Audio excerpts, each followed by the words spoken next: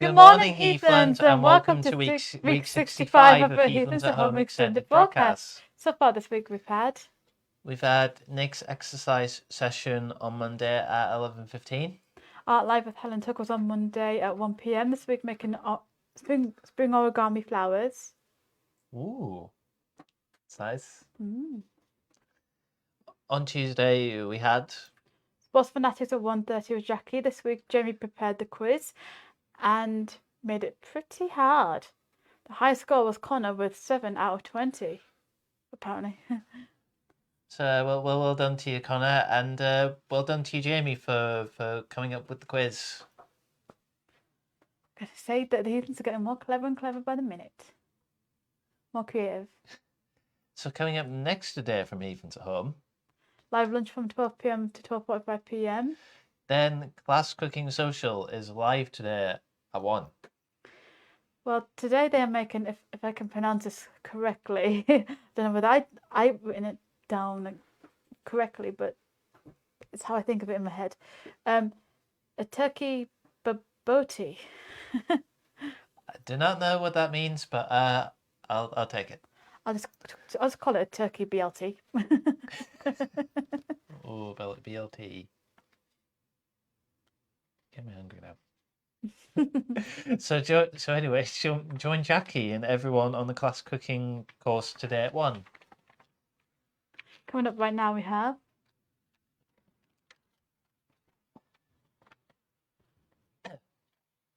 I guess presenting with a craft to share with you guys. So far we've had videos from myself and Mark, Helen Tuck, Helen Walsh and Susan. Today we have a video from one of these people, but who's going to be this time?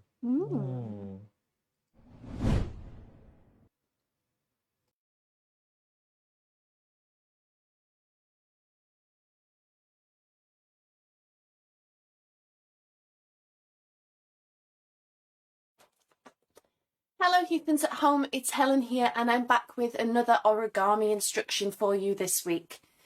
So as you can see, this week we are making this lovely tulip flower. So I thought this would be a nice make to do, hoping that spring is on its way and you know the snowdrops are coming up and hopefully the daffs will be up soon as well. So for this origami you actually need 2 pieces of origami paper. So I've got a nice green for my stem and my leaf, and I've got a yellow piece here because tulips come in lots and lots of different colours. So what we're going to do is, to make a start, we're going to make our flower bud, our flower head. So to do that, if you're using origami paper like mine, which is traditional, so there's a right side and a wrong side, you need the wrong side facing up. And what we're going to do is fold it in half along the diagonal. Okay, nice crisp crease as always. So once we've folded it in half, what we need to do is we need to find the centre point on this long bottom fold here. So we're not actually folding the paper in half, but we are folding it just to find the centre point. And I'm just going to make a little crease right at the bottom there, but only at the bottom, so I can see and I know where my centre is. So hopefully you can see that there. I haven't folded it all the way up. I've just put a little crease down at the bottom to show where my centre point is.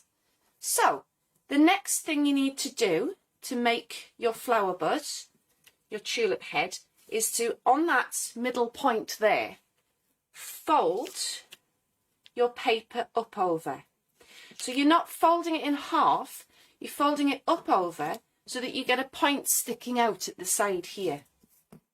So we make a nice crisp crease, and then from the centre point again we're going to fold this up to meet that other fold. So it's not perfect, but that is our flower head. Now, as you can see, I've got a flat bottom on here, and what you need to do is you need to fold the bottom up over, and to be able to insert your stem inside, if I bring this closer, so I've folded the bottom up a little bit. What I'm going to do is I'm going to open it up and then fold that up again. So that leaves a little pocket, a little fold in there for you to insert your stem in. And what you should do is stick your stem in with some breadstick. So now that we've made our flower head, our tulip flower head, we need to make our stem. So again, working with your right side down, you need to fold your paper in half, and then you need to open it up again, and then working with this central line along here, that's difficult to see in this light, but you can see the fold line there. You're going to take this point and make it meet in the middle. So we're kind of creating a very sharp point at this side. So I'm going to fold that in. Nice crisp crease. Turn our work around and fold the other side in as well. Like so. So you kind of got a kite shape there. So once you've folded those two sides in, you need to fold it in half. You've got a very sharp triangle. Green's not easy to see on my cutting board. But there, we've folded those sides in, and then we folded it in half. And with your point up, what I want you to do is to fold this up over, this bottom area, up over, keeping a little bit of this parallel with the stem. So if I bring this closer, hopefully you can see what I've done. So I've folded it up with about 1.5 centimetres folding distance here.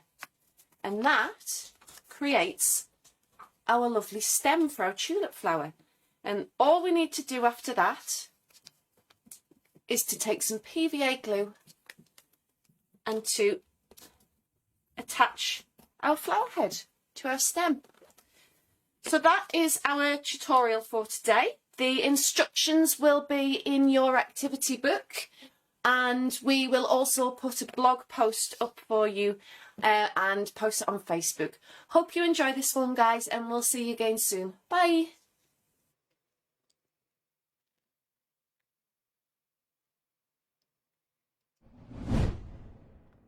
As you can see this week, we had Helen Tuck making origami tulips. Mwah. Get it? Lips, tulips. I actually did this activity last year. I did too, and it's also a great Valentine's Day gift as well. There's your ideas for Valentine's Day. Make origami tulips or origami flowers, lilies, hearts, you name it. Make something special for the people you love. True that. Yeah, true that. True that. Anyway, what who we'll have next week, I wonder. Still to come this week we have.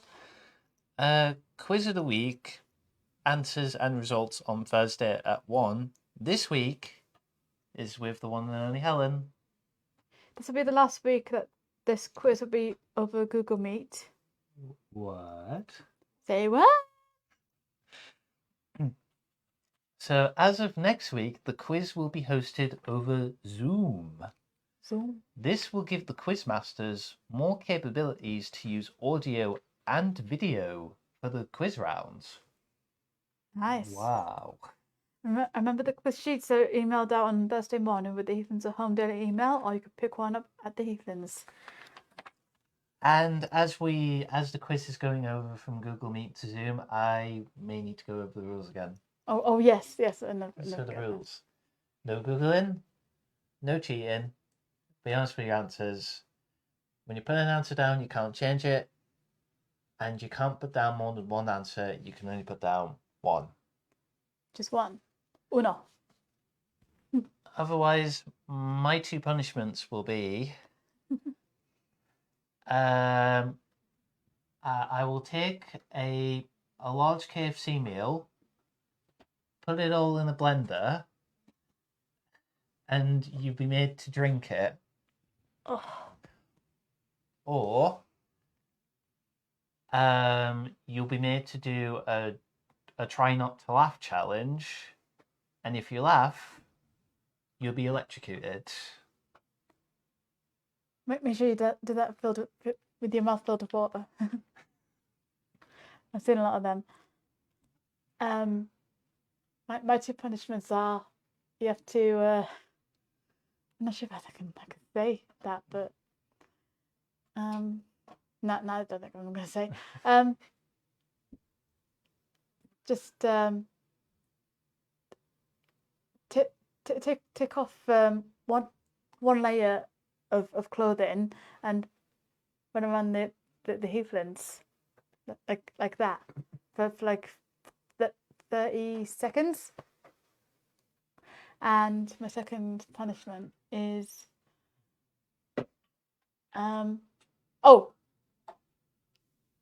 cheaters will have to shave their head. Funny enough, that was actually one of the punishments I was going to pick, but but I changed it. Anyway, as always, our punishments are harsh but fair. Yep. So you will have all morning to fill in the answers, then join Helen at 1 to get the answers. This week it's the last time over Google Meet, and then next week it will be on Zoom. Also on Thursday we have sign in with Paula at 1 p.m. This week the group continues to learn signs from the story, The Tortoise and the Hare. Tortoise. Tortoise. Tortoise. Tortoise. Well, definitely tortoise lesson.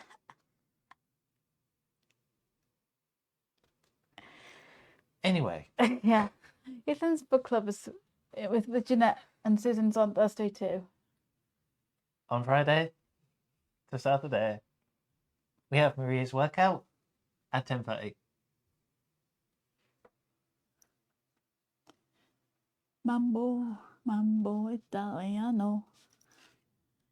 And on Friday, of the Heathlands live this with Spiff and Mark at 1:30. As always, featuring the ever popular art showcase Extreme to the Max, featuring all the gift card for the week of Heathlands, all the artwork and food, Maybe some of Heathlands habitat. and let's not forget Who can ever forget the Great British Rudolph? the Rudolph. Which now brings us to the main event of our Heathlands at Home broadcast, our main feature. The most popular part of the Heathlands at Home broadcast. We have another brilliant book to read to you. We were going to read this last week since it was that kind of bingo, but we weren't here, so might as well just go on to reading it. Well, before I can actually read it, I think you need to give the audience what they want. Oh, my heart feet don't.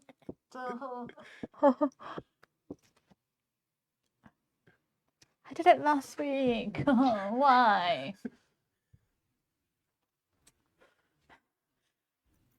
A little bit better this time. But they...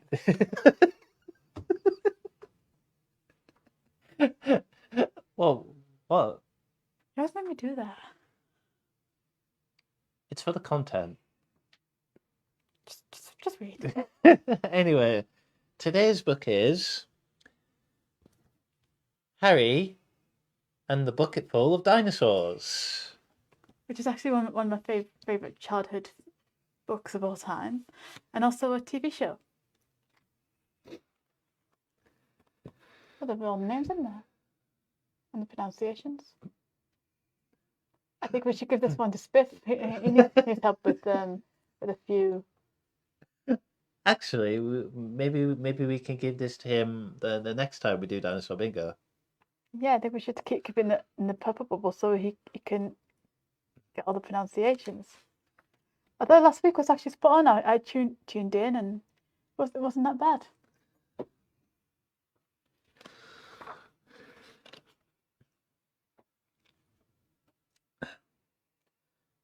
Nan thought the attic needed a clear out. She let Harry help. Harry found an old box, all grey with dust. He lifted the lid. Dinosaurs! Harry took the dinosaurs downstairs. He unbent the bent ones. He fixed all the broken ones. He got up on a chair and washed them in the sink. Nan came to see and say, "Just what do you think you're up to?" "Dinosaurs don't like boxes," Harry said. "They want to be in a bucket."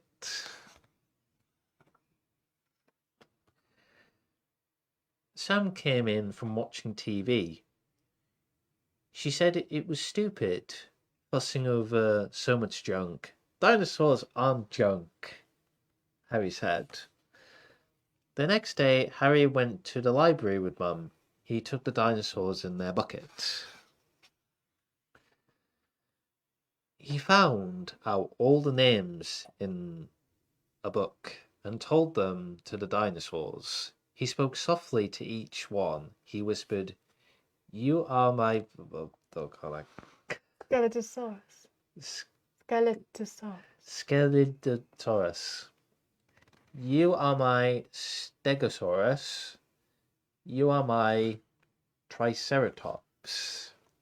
One of my favourites. And there are enough names for all the Apatosauruses. Apatosauruses and Ankysauruses. Ankysauruses Tyrannosauruses. and Tyrannosauruses. The dinosaurs said, "Thank you, Harry." They said it very quietly, but just loud enough for Harry to hear. After that, the dinosaurs went everywhere in Harry's bucket. They went shopping. They went to the garden centre. They went to the beach. When Harry had a bath, the dinosaurs had a bath. When Harry went to bed, the dinosaurs went to bed. Sometimes they got left behind, but they never got lost for long because Harry knew all their names. And he always called out their names just to make sure they were safe. One day Harry went on a train with Nan. He was so excited. He forgot all about the bucket. Nan dried his eyes. "Never mind," she said. "I'll buy you a nice new video." Harry watched a DVD with Sam. It was nice, but not like the dinosaurs. At bedtime, Harry said to Mum, "I like DVDs, but I like my dinosaurs better because you can fix them, you can bath them, you can take them to bed. And best of all, you can say their names." Harry was still upset at breakfast next morning. Sam said, "Dusty old junk." That was why Sam's book got milk on it. Nan took Harry to his room to settle down. He did not take that too well, did he? No. Later, Nan took Harry back to the train station to see the lost property man. The man said, "Dinosaurs? Yes, we have found some dinosaurs, but how do you know they're your dinosaurs?" Harry said, "I would close my eyes and call their names. Then you will know."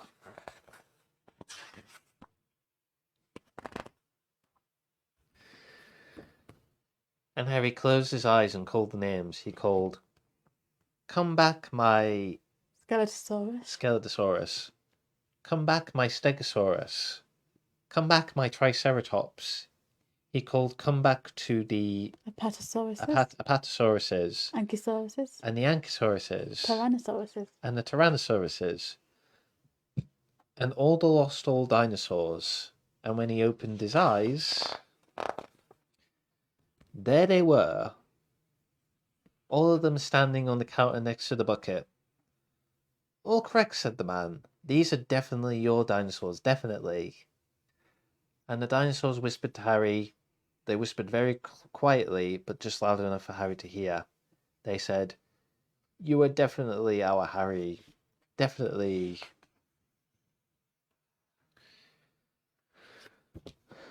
Going home from the station, Harry held the bucket very tight. Nan said to the neighbour, "Our Harry likes those old dinosaurs."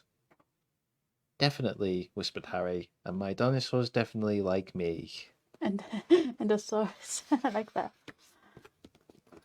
And just so you can see on the very beginning and the end, there's the pronunciations right there. So that proves that we need to get this to Spiff, just in case Sega has trouble again.